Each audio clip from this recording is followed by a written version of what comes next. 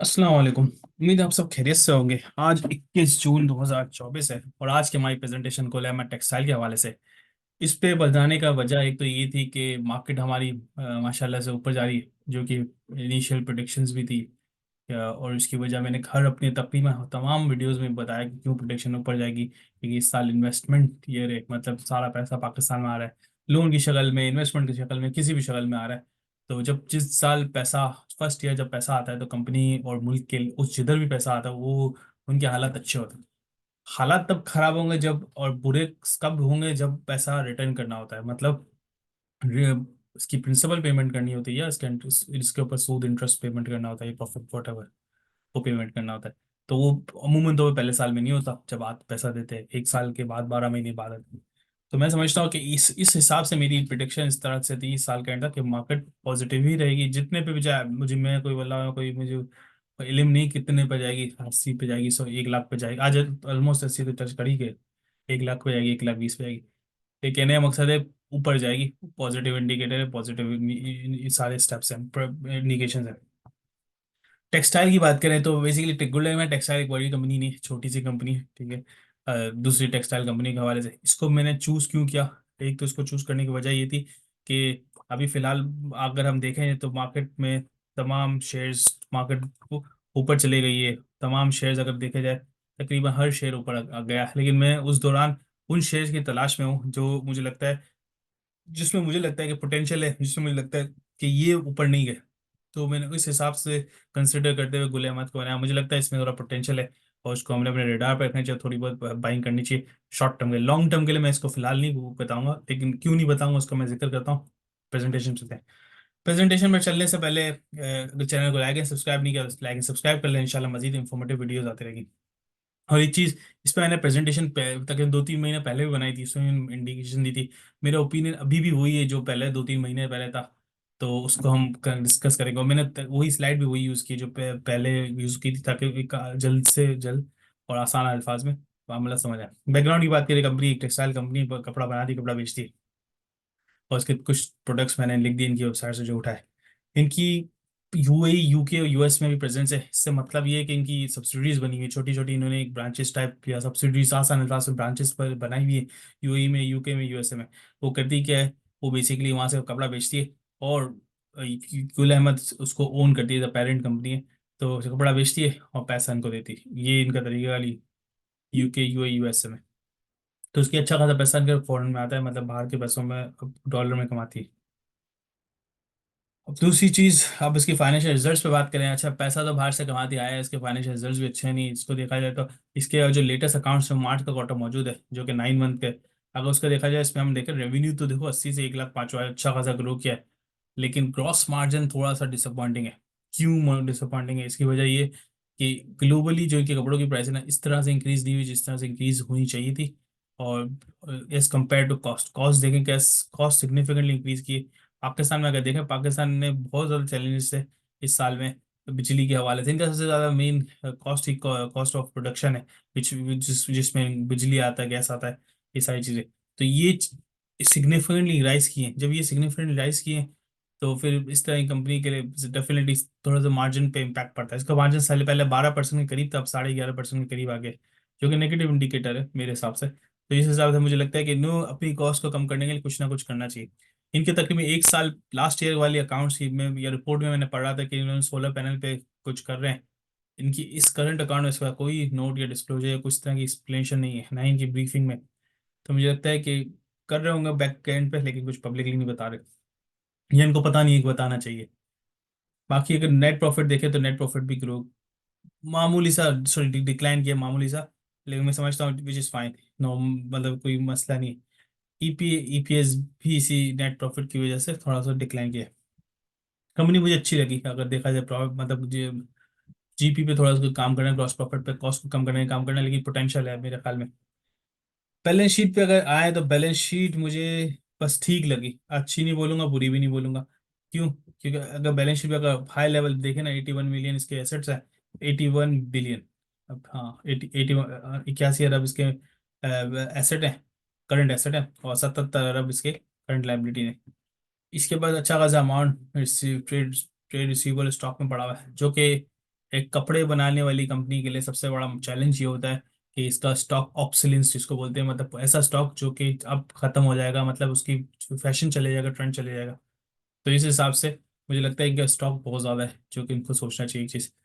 या इनका माल बिक नहीं रहा, या तो ज़्यादा बना लिया या बिक नहीं रहा, ये दो वजह हुआ तो उसे तो इनको इस पर काम करना चाहिए, तो इसको कम किया जाए, इस पर कम से कम पैसा फंसे स्टॉक इंटरनेट पे, जो कि फिलहाल 57 अरब 47 अरब रुपए फिलहाल लगा हुआ है, जो कि कंसर्निंग बात है, क्योंकि स्टॉक ऑब्सोलेंस होगी, स्टॉक थेफ्ट होगा, फिर इसकी राइट ऑफ होगा, इस तरह के बड़े मसले स्टॉक में आते हैं जिनको प्रोविजन लेना पड़ेगा इनको, और फिर ऑब्वियसली इनके पीएनएल में इम्पैक्ट पड़ेगा, तो ये कंसिडरिंग पॉइंट में लगता है। बाकी आई डोंट थिंक सो उसमें कोई इनकी कंपनी में कोई और मुझे चीज़, एक ऐसी चीज़ है जो मैं मुझे समझता हूँ बताना चाहिए। बैलेंस शीट रूटीन टेक्सटाइल की जो बैलेंस शीट होती है इस तरह की। डिविडेंड की बात करें, डिविडेंड पेइंग स्टॉक नहीं है, अगर किसी के पास इस इंटेंशन से किसी को इन्वेस्ट करना है कि डिविडेंड देगी, तो the answer is clear no. तो डिविडेंड के लिए नहीं है। हिस्टोरिक मैंने डिविडेंड लिस्ट डाउन करके कब क्या कह दिया, बोनस देती है, लेकिन मैंने समझता कोई अट्रैक्टिव बोनस या अट्रैक्टिव डिविडेंड है इस कंपनी का। शेयर प्राइस की बात करें, शेयर प्राइस 20.5 रुपए पे। ठीक, मैंने पहले भी आई थिंक साल के शुरू में मैंने लिया था, फिर 22.5 23 आई थिंक उसके करीब कुछ जाके बेच दिया, 23 के करीब आई थिंक 22.5 पे बेचा मैंने ख्याल में, और 19 पे लिया था, ऐसा कुछ लिया था, मुझे अब एग्जैक्टली याद नहीं, लेकिन कुछ 5-6 महीने पहले की बात है, मैंने लिया था और फिर बेचा था। तो प्रॉफिट बेचा था, तो शॉर्ट टर्म के लिए मुझे अच्छा लगा था। फिलहाल अगर देखा जाए 20 20.5 पे खड़ा हुआ है ये शेयर, तकरीबन 22.5 पे गया था मई के महीने में, और मई के महीने जब 22.5 पे गया था, मार्केट 70 के करीब थी। आज मार्केट 80, ऑलमोस्ट 80 पे पहुंच गई है, तजावज़ भी कर गई थी डे विद इन डे, लेकिन मैं समझ 80 पे, लेकिन इसकी प्राइस में वो इंक्रीज नहीं आया, और इस कंपनी का कोई नेगेटिव न्यूज़ भी नहीं है, तो मैं समझता हूँ अभी भी इसमें पोटेंशियल है ऊपर जाने के लिए। मार्केट ऊपर गई तो इसको भी जाना चाहिए। तो इस हिसाब से मुझे लगता है इसको हमें डेफिनेटली अपनी रडार पे और थोड़ा सा उठाना भी चाहिए। इकोनॉमिक आउटलुक, फ्यूचर क्या वो कहता है भाई इस कंपनी का फ्यूचर में क्या होगा। इंटरेस्टिंग बात ये मैंने इनके जो 9 मंथ के अकाउंट्स थे जो अप्रैल में आए, 31 मार्च के, उस पर मैंने पढ़ा, इसमें इस कंपनी ने कोई भी ऐसी बात नहीं की जिससे ये पता चल सके कि भाई ये अपनी कंपनी का फ्यूचर क्या है समझती है, जो कि एक कंपनी के लिए बड़ा बैड इंडिकेटर है, बड़ा बैड साइन है कि कंपनी अपने बारे में बता ही नहीं रही कि फ्यूचर में क्या करेगी, क्या इसको लगता है। इनको जो चीज़ मिसिंग मिसिंग कर रही है, जो मुझे लगता है इन्होंने भूल गई या उनको लगा कि इसको नहीं डालना चाहिए, सोलर पैनल पे अगर कोई काम कर रही थी, जो मुझे याद पड़ता है ये 1-1.5 साल पहले इन्होंने रिपोर्ट में डाला था कि सोलर पैनल पे इन्होंने इंस्टॉल करने की सोच रही है ताकि कॉस्ट कम की जाए। मुझे जहन में नहीं, शायद एजीएम में बोला था या कहाँ बोला था, मुझे अब जहन में एग्जैक्टली नहीं है, लेकिन मुझे लगता है ये चीज़ इनको डालनी चाहिए थी, और ये बताना चाहिए था इनकी इस वजह से इनकी कॉस्ट कम होगी, कंपनी का फ्यूचर अच्छा होगा, या कंपनी क्या क्या स्ट्रैटेजीज अपना रही है कि अपनी सेल्स को बढ़ाने के लिए, इस बारे में कोई भी इन्होंने इंडिकेशन नहीं की, जो कि मेरे हिसाब से एक बड़ा क्वेश्चन मार्क है कि ये फ्यूचर आउटलुक कंपनी का तो नहीं है, मुल्क का हो सकता है, लेकिन कंपनी का बताना ज़्यादा रेलिवेंट है अपने अकाउंट्स में। तो ये मुझे प्रेजेंटेशन पॉइंट से, मैनेजमेंट पॉइंट से मुझे लगता है कि एक डेवलपमेंट पॉइंट है। मेरा व्यू क्या है इस कंपनी के हवाले से, मेरा व्यू ये है कि बड़ा लॉन्ग टर्म के लिए गुड है। क्यों गुड है? शॉर्ट टर्म के लिए भी, ऑल्दो आजकल तो मुझे लग रहा है शॉर्ट टर्म पे भी अच्छी प्राइस पे मौजूद है, लेकिन लॉन्ग टर्म से स्टार्ट करूँ तो लॉन्ग टर्म में क्यों गुड है? सबसे पहले ये ऐसी चीज, कपड़े की टेक्सटाइल में सबसे छोटा शहर है, तो सबसे पहला इंडिकेटर ये कि इसमें बढ़ने के चांस सबसे ज्यादा है। दूसरी चीज, टेक्सटाइल कपड़ा, जो पाकिस्तान की जब पॉपुलेशन बढ़ रही है ना, तो डेफिनेटली कपड़े की डिमांड भी बढ़ेगी। और टेक्सटाइल, कोई नई टेक्सटाइल मिल खोलना कोई इतना आसान नहीं, बिकॉज ये बड़ा कैपिटल इंटेंसिव काम है, तो मैं समझता हूँ एग्जिस्टिंग प्लेयर जो भी हैं, जिसमें गुलेमैन भी और भी डिफरेंट है, तो उनको ज़्यादा एज होगा, तो आसान होगा उनको एक्सपेंड करना, तो उनकी डिमांड तो डेफिनेटली है। एक ही चीज़। दूसरी चीज बात करूं, इनकी जो बिजनेस है ना, ये टेक्सटाइल वाला सीजनल बिजनेस है, अच्छा खासा सीजन, मतलब जो समर के अलग क्लोथिंग होती है, विंटर के अलग, तो इस हिसाब से मुझे लगता है कि इसमें हमेशा ही कहीं ना कहीं डिमांड रहेगी हर वक्त थ्रू आउट द ईयर। बाकी है कि दूसरी तीसरी चीज है, ये कंपनी गुलेमा टेक्सटाइल की बात करें, ये बाहर बेचती है, इसका पैसा बाहर से, मेजोरिटी अपना पैसा बाहर से कमाती है, तो बाहर बेचती है ना, तो गवर्नमेंट हर, अभी फिलहाल जो नया फाइनेंस मिनिस्टर है, अ, उनकी स्ट्रैटेजी इस तरह से है कि मुल्क को ना बाहर निकालना है कर्जों से, या क्योंकि आवाम को पीनलाइज करना है, पीनलाइज से मतलब है आवाम को ज़्यादा टैक्स देने, छूटें खत्म करनी है, टैक्स पे जो भी टैक्स छूट दी हुई खत्म करनी, ताकि मुल्क चले, क्योंकि चैरिटी मुल्क नहीं है, मुल्क चलाना है इनको ना। तो मुझे लगता है तो टेक्सटाइल को ये जो जो भी कंपनी एक्सपोर्ट कर रही है ना उसको इंसेंटिवाइज करेगी, या उनको उनको छूट देगी काफ़ी चीज़ों में, और आसानियां पैदा करेगी बनिस्बत पिछले दौरों में। उन बनिस्बत उन कंपनियों के जो जो बाहर नहीं बेचती, लोकली बेचती। तो मुझे लगता है इस तरह, ताकि मुल्क भी चलेगा, उनका भी फायदा होगा। मुझे लगता है इस हिसाब से इसको एज है थोड़ा सा। अगर इसकी बुक वैल्यू की बात करें तो करीब 50 के करीब, शायद ये नंबर करीब 50 के करीब है। मतलब इन शॉर्ट ये कि बुक वैल्यू बहुत ज्यादा है इसकी करंट मार्केट वैल्यू से, तो ये अनदर गुड इंडिकेशन की कैपिटल एप्रिसिएशन दे सकता है। और लास्ट चीज, पाकिस्तान इकोनॉमी, एक जो नेगेटिव पॉइंट है, मैं खाना समझता हूँ पॉजिटिव के साथ नेगेटिव पॉइंट बताना चाहिए। पाकिस्तान अब थोड़ा ग्रोइंग फेज पे आ रहा है, क्योंकि अब थोड़ा सा ना वेलफेयर इंस्टीट्यूट गवर्नमेंट से हट के लेस सब्सिडाइज कंट्री बन रहा है, मतलब जो सब्सिडीज कम देता है आवाम को।